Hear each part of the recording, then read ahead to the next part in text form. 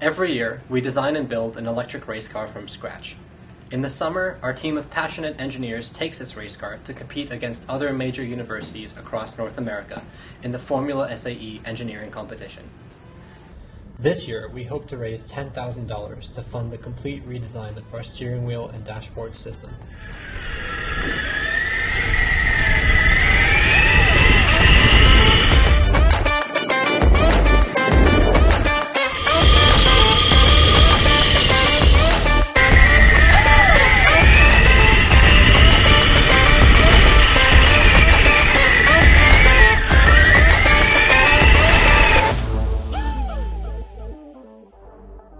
We are focusing on three major architectural changes this year.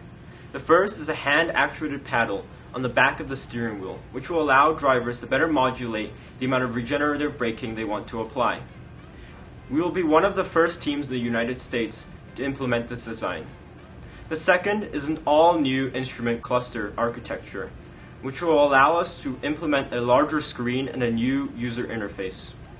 And finally, we're consolidating all of the forward and electronics in the car, which will improve the reliability and repairability of our front energetic systems.